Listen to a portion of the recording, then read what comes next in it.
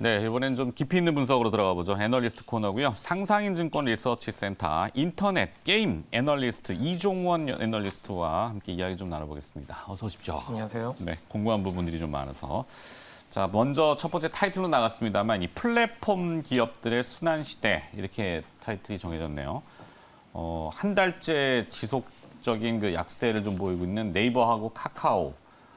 지금은 좀 어떻게 판단을 해야 될지 의견을 좀 들어볼까요?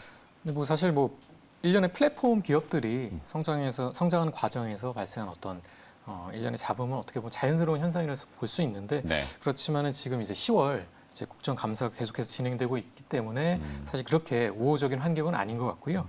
또 규제로 인한 주요 플랫폼 사업의 어떤 깊이라든가 속도 등의 어떤 추가적인 영향이 아직 확언하기는 좀 힘든 상황인 것 같습니다. 그래서 주가적인 측면에서 사실 가장 안 좋은 거는 불확실성이거든요. 네. 불확실성이 아직 잔존해 있고 물론 본질적인 어떤 그 가치 영향은 제한적인 만큼 최근 규제 이슈로 인한 어떤 주가의 조정폭은 분명히 이제 과도한 부분도 있다고 생각은 하고 있어요. 그렇지만 주가가 제 가치에 수렴하는 어떤 방향성을 되찾기 위해서는 플랫폼 사업 규제 이슈의 어떤 안정화 이게 가장 중요하고요. 그때까지는 좀 다소의 시간이 좀 소요되지 않을까 이렇게 보고 있습니다. 네.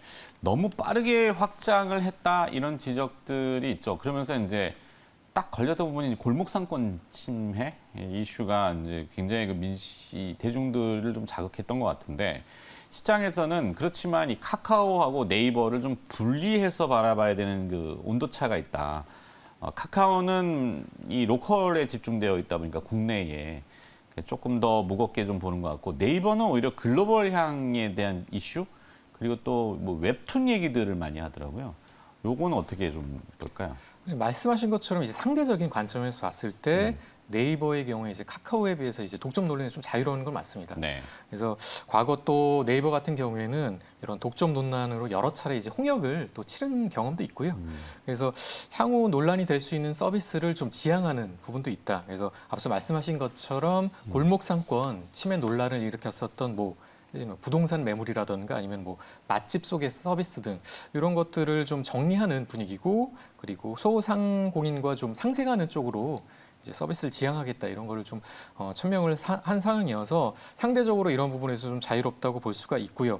반면에 이제 카카오 같은 경우에는 일단은 향후 전망이 상대적으로는 조금은 좀 쉽지 않은 것 같습니다. 일단 각종 규제라든가 사업 철수라는 그 자회사의 어떤 기업 가치 평가, 이제 재평가로 이제 IPO 일정에 좀 차질이 일단 생겼어요. 그래서 네. 이런 것과 더불어서 아직까지 말씀하신 것처럼 글로벌 시장보다는 내수 시장의 포션이 훨씬 더 크기 때문에 이런 부분에서 글로벌리하게 좀 주목할 만한 성과가 좀 더 필요하고 일단은 가장 중요한 거 일단 카카오페이랑 카카오 모빌리티의 이제 확장성에 좀 제동이 걸려서 네. 사실은 카카오페이 같은 경우에는 기업 가치 재평가가 좀 최근에 어떤 일련의 사건들로 인해 좀 필요해진 상황이면서 상장 일정도 좀 연기됐거든요.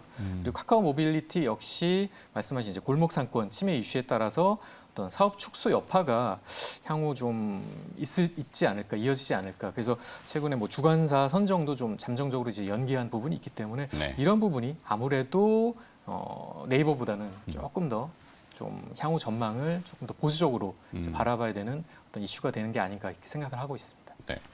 그 앞서 잠깐 여쭤봤지만 웹툰 IP 사실 국내에 뭐 요즘 여러 가지 이슈들이 있습니다만 그래도 제일 도드라지는 엔터테인먼트 컨텐츠 제작 뭐 대표적으로는 넷플릭스, 뭐 오징어 게임 이런 일련의 얘기들을 많이 하잖아요. 뭐 DP도 있었고 맞습니다. DP 같은 경우도 웹툰에 기반한 그러니까 그런 웹툰이라는 게 사실 글로벌하게 인정을 받는 부분인데 네이버 웹툰 물론 카카오도 있긴 하겠죠. 그런 게 성장 포인트로 좀 달리 해석이 될 수 있는 것도 있을까요? 그렇죠. 이제 네이버 같은 경우는 사실은 뭐 메타버스라든가 웹툰을 위시로 한 뭐 여러 가지 그 컨텐츠 산업들, 뭐 4차 산업 산업들에 대해서 미리 좀 선제적으로 씨앗을 많이 뿌려놓은 상태거든요. 네. 그래서 그런 부분에 있어서 좀 카카오 대비해서는 어떤 선제적인 어떤 선점 효과라든가 이런 부분에서 긍정적인 그런 내용들이 좀 주가에도 좀 투영이 될 수 있고요. 그래서 뭐 웹툰의 해외 매출 성장세 그리고 뭐 제페토의 미국 진출 이슈 네. 뭐 이런 메타버스 관련 어떤 사업 확장이 좀 본격화된다면 또 라인의 어떤 블록체인 기술 기반 뭐 수익화 모델 이런 것들도 있거든요. 그래서 이런 뭐 4차 산업 기반의 또 콘텐츠 기반의 여러 산업들이 좀 성장 기조를 실질적으로 지금 나타내고 있기 때문에 이러한 부분들이 상대적으로 좀 주가에 중장기적인 측면에서 본다면 긍정적으로 투영될 수 있겠다 이렇게 네. 말씀드릴 수 있을 것 같습니다. 자, 플랫폼 기업들 좀 살펴봤고 다음은 이제 게임으로 좀 넘어가서 NC 소프트의 순환 시대. 네.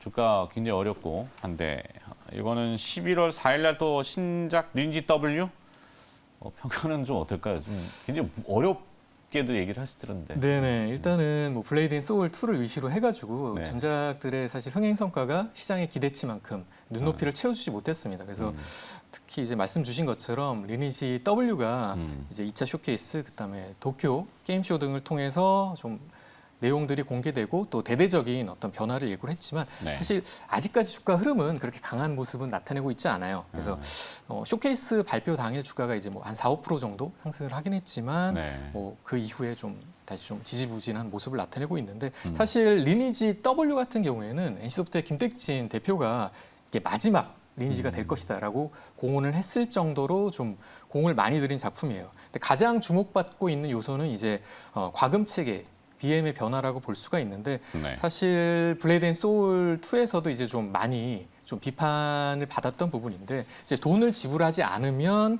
게임 내 재화 이제 경험치 획득에 좀 제약을 주는 이런 그 BM을 이제 지양을 하겠다.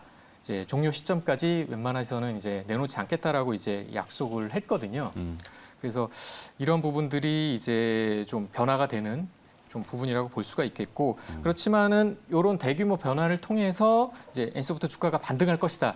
요거는 조금 확언하기 쉽지 않을 것 같습니다. 왜냐하면 네. 기존 전작인 뭐 트릭스터 M 그다음에 블레이드 소울 2가 사실 흥행하는 모습을 그렇게 나타내지 않기 때문에 그래서 앞서 좀 실패한 사례가 있기 때문에 출시 전까지 이제 주가가 상승하는 이제 신작 모멘텀을 기대하기는 좀 쉽지 않을 것 같고요. 주가의 향후 향배는 이제 리니지 W의 이제 출시 완성도 네. 그다음에 게임성 등에 좀 달려 있지 않을까 이렇게 보고 있습니다. 네. 그래서 일각에서는 이 게임 유저들 특히 이제 충성도가 높은 뭐 리니지, 린저씨, 뭐 표현하잖아요, 이렇게 네네네. 고액을 지불하는 네네. 그 린저씨 분들이 많이 이동을 해가는 대안을 찾고 있다. 그래서 어제 저는 이제 펄어비스 얘기를 좀 많이 들었고 우리 이종원 연구원이 또 보시는 다른 것들. 게임주의 대안들 이런 것들은 좀 뭐가 있을까? 저는 이제 중소형 게임사에 좀 주목을 해야 될 시점이 아닌가 이렇게 네. 보고 있는데요. 이제는 펀더멘탈, 그러니까 실적. 그러니까는 기존에는 이제 선행적인 어떤 시장 모멘텀이 어떤 주가의 향배를 가르는 중요한 키팩터가 됐지만 이제는 안정적인 그 기출 시작의 흥행 세일을 바탕으로 한 실적주에 좀 더 관심을 가져야 된다고 보고 있고요. 최근에 뭐 위메이드도 그렇고 또 그리고 데브 시스터 이런 주가 흐름이 좋았는데 사실 이런 개발사들 같은 경우에는 이제 최근에 신작들이 해외 시장에서 좀 가시적인 성과를 내고 있다. 그래서 실적 기대감이 좀 커지면서 주가에도 긍정적으로 이제 투영이 됐거든요.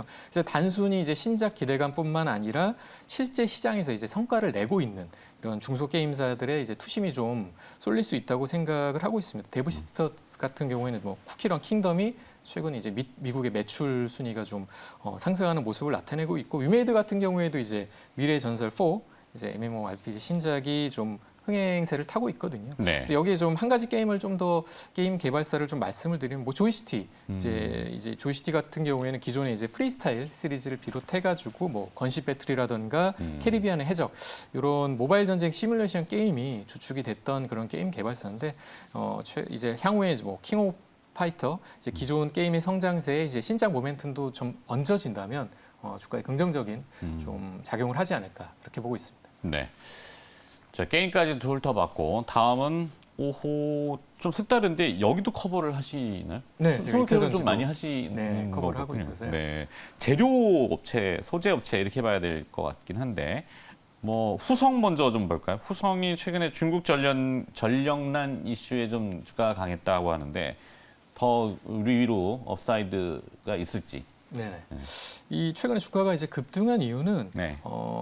중국 전력난으로 말씀 주신 중국 전력난으로 시작된 전해질 그러니까 육불화 인산 리튬이라고 이제 말을 네. 하는데요. 요 소재 확보 경쟁이 좀 본격화되고 있기 때문입니다. 근데 후성은 이제 전액을 만드는데 필수적인 이 전해질을 공급하는 업체예요. 그래서 전액은 2차 전지 내에서 이제 양극과 음극이 이제 쉽게 이동하게 해주는 그런 통로 역할을 하는 소재다 이렇게 보시면 될 것 같습니다. 근데 후성은 이 소재를 국내에서 이제 독점 생산을 하고 있고요. 최근 이 회사가 생산하는 이 전해질인 이 육불화 인산 리튬이 쇼티지가 발생해서 가격이 좀 많이 올라갔거든요. 그래서 이전까지만 해도 사실 이 소재는 공급 과잉 이슈가 있었던 그런 소재였습니다. 근데 최근에 이제 중국 배터리 소재 기업에 대한 환경 규제가 좀 강화되면서 요 관련된 업체들이 이제 구조 조정이 좀 시작이 됐고 이후에 제품 가격이 좀 많이 뛰었습니다. 그러면서 대규모 증설 투자를 선제적으로 해놓은 이 업체의 실적이 좀 개선될 것이다. 이런 이슈들이 이제 주가에 투영되고 있고요. 일단은 향후에도 좀 긍정적인 기조는 이어질 걸로 예상이 되는데 왜냐하면 이제 전방 수요 호조 그리고 중국 정부 환경 규제 강화 이슈가 좀 지속될 거로 예상이 돼서 공급 부족이 좀 심화되는 부분을 감안을 한다면 적어도 내년 상반기까지는 가격 상승세가 좀 이어지지 않을까. 그렇게 되면은 후성의 어떤 주가에도 좀 긍정적인 내용이 좀 녹여 들어가지 않을까 이렇게 보고 있습니다. 자, 9월 달에 가장 주목받았던 섹터는 2차 전지입니다. 다 이렇게 쳐다만 보는 굉장한 그 뜨거운 랠리였는데 10월에도 이게 너무나 다 그쪽으로 쏠려가서 좀 사뭇 걱정이기도 하고 이게 이제 항상 보면은 잘 나갈 때 뭔가 그 제동이 걸리는 뉴스들 GM 볼트잖아요. EV 차량 화제가 자꾸 나오고 있는데 어떨까요? 2차 전지 관련주 10월에도 좀 이어질지. 근데 뭐 말씀하신 그런 내용들이 주가에 사실 좀 투영된 부분이 있고 사실 배터리 3사의 주가는 좀 지지부진했거든요. 상대적으로 이제 뭐 기업 분할 가능성에 대한 우려가 있던 뭐 삼성 SDI 그리고 말씀 주신 그 GM 제너럴 모터스 배터리 리콜 사태로 LG화학도 그런 부분들이 좀 주가에 많이 반영이 됐고요. 그래서 조금 반등하는 모습도 나오고 있긴 하지만 아직까지는 상반기에 비하면 주가가 좀 지지부진하고 제자리 걸음 중이다 이렇게 말씀드릴 수 있을 것 같고 반면에 소재 기업 주가는 아직도 좀 상대적으로 긍정적인 흐름을 나타내고 있는데 이제 국내 배터리 기업이 이제 소재 수직 계열화에 좀 나서면서 소재 수요가 예상보다 좀 늘어나지 않을까 이런 기대감이 좀 작용을 하고 있는 것 같아요. 그래서 에코프로보엠도 제가 항상 이제 좋게 말씀을 드렸는데 기존에 이제 SK이노베이션과 10조 원 규모 하이니켈, NCM 양극재 공급 계약 이슈가 좀 긍정적으로 작용을 했고 또 LNF 역시 뭐 테슬라로부터 2차 수주 규모가 좀 확대되지 않을까 이런 기대감이 주가에 투영됐는데 저는 이제 좀 양극재 그동안 좋게 말씀을 드렸지만 향후에는 이제 그 차세대 소재 기업이 재평가되지 않을까 그 중에서 음극재 기업들에 대한 관심을 좀 높여야 된다고 보고 있거든요. 뭐 이를테면 SK머티? 대주전자 재료도 있고요. 대주전자죠. 그래서 차세대 소재로 꼽히는 이 실리콘 음극재 시장이 빠르게 성장하는 그런 기조를 나타낼 가능성이 있어서 뭐 대주전자 재료 같은 경우도 뭐 중국의 BTR 또 일본의 시네치에서 글로벌 3위 실리콘 음극재 관련 기업이거든요. 그래서 여기에 또 한솔케미칼 그래서 이 기업은 이제 반도체, 이제 디스플레이에 좀 집중이 됐던 그런 회사였는데 이제 배터리 소재주로 좀 분류가 될 수도 있을 것 같아요. 그래서 주가가 좀 재평가될 여지가 있어서 향후 이제 이 한솔케미칼 같은 경우에는 전체 매출의 한 20% 이상이 배터리 소재 부분에서 나올 여지가 좀 있기 때문에 그래서 뭐 바인더에서 뭐 실리콘 음극재, 그다음에 전고체 배터리형, 고체 전해질 이런 이슈들이 좀 시장에 좀 투영이 된다면 관련 기업들에 대한 어떤 가치 평가도 다시 좀 리레이팅 되지 않을까 그렇게 보고 있습니다. 자, 뭐 정해진 원고는 여기까지인데 추가로 이종원 연구원이 레포트를 낸 기업 중에 뷰노가 있네요. 네네네. 뭐 이제 위드 코로나 일상화로 돌아가는 이런 이슈가 되면은 결국에는 접촉을 다시 어느 정도는 대면에 대해서 줄이고 이게 이제 원격 의료 뭐 진료까지 의료 이렇게 붙이기는 용어들이 좀 민감해서 뷰노도 아마 뭐 메타버스 뭐 AI 이런 이슈라고 하면 의료 쪽도 거기가 좀 해당되지 않나요? 맞습니다. 이제 AI 이제 의료기기 업체라고 영상 판독이라고 그렇습니다. 되죠. 영상 판독을 하는데 기존에 이제 의료진들이 뭐 십수년간 걸쳐서 뭐 연구하고 그리고 들여다봐야 되는 그런 여러 가지 이제 검사 내용 그다음에 결과물들을 사실 이런 AI 의료기기를 통해서는 뭐 일주일 한 달 만에 저희가 이제 결과물을 이제 도취해낼 수 있기 때문에 그렇죠. 빅데이터를 통해 갖고 쌓아놨던 자료들 물론 이제 의료 쪽에서 공개를 해줘야 되는 부분이 있긴 하겠습니다만 요즘 많이 공개 또 하고 있던 것 같군요. 네, 맞습니다. 뭐 그 의료 뭐 수가라든가 여러 가지 좀 해결해야 될 난제가 없진 않지만 결국에 방향성은 뚜렷하다고 보거든요. 네. 결국에 이런 의료 시장은 이제 AI 쪽으로 말씀하신 이제 뭐 빅테크를 기반으로 해가지고 딥러닝 기반으로 발전되는 게 이제 해지고 있는 상황이기 때문에 이런 기업들에 대해서도 좀 선제적인 어떤 관심이 필요하지 않을까 이렇게 보고 있습니다. 네. 뷰노가 제일 관심 가는 기업이네요. 저도 가봤거든요. 그 안과 이렇게 검진 뭐 맞습니다. 측정하고 하는 거 해봤는데 탐방을 다녀야 뭐 알아야 저희도 뭐 앉아서 진행을 하기 때문에 많이 다니려고 하는데 물리적인 한계가 좀 있어서 어쨌든 얘기 좀 잘 들었고요. 오늘 뭐 플랫폼, 게임 같은 경우 그리고 또 2차 전지 재료까지 아우러봤습니다. 상상인증권 리서치 센터 인터넷 게임 애널리스트 이종원 연구원이 수고를 해주셨습니다. 고맙습니다. 감사합니다.